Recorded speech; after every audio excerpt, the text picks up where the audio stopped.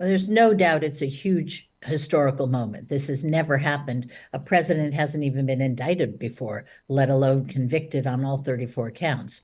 And it had some complications. The case had some complications, but the the sweep of this is pretty amazing and pretty impressive, and I think a little bit unexpected too. First of all, on the diehard Trump supporters, they who have drunk the Kool-Aid for many years now, they will be convinced that somehow this was all rigged, that somehow these 12 New Yorkers picked for the jury were Democrats and hiding in sheep's clothing, so to speak. So I think that for the diehards, they're going to be the same. Nobody really knows how many of them there are, but the best estimates are about 47% of the electorate. There's Democrats who think he's guilty of absolutely everything. They're not going to change their mind. They'll be dancing in the streets about this.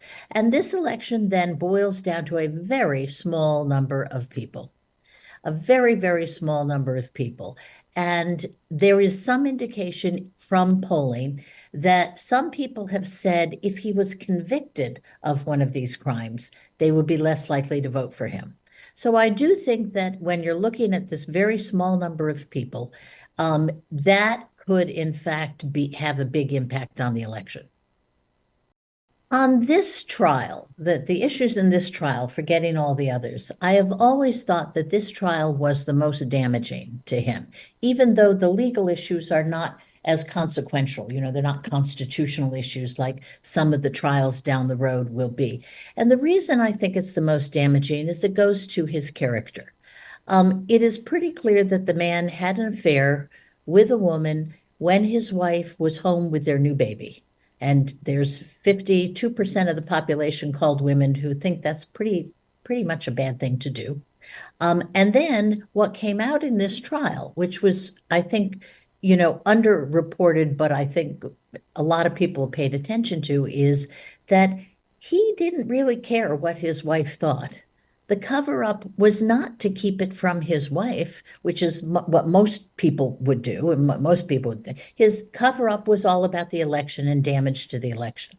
I think those two things, regardless of the legal arguments to and fro, are going to affect a lot of people, particularly women, who are 55% of the electorate.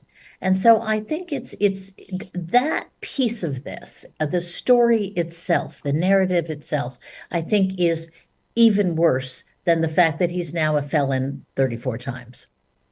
Well, there's an old saying in politics, which is never interfere when the enemy is shooting himself in the foot. And so I don't think you're going to see a lot of Democrats out there going rah rah, we got the guy, etc. I don't think you're going to see that.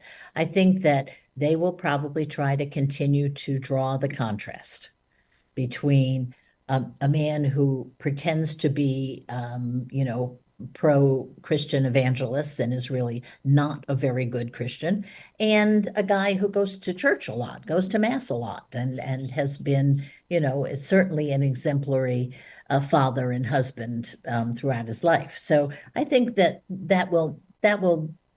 comparison will make itself, and I don't think the Democrats have to do too much about that, nor should they, frankly.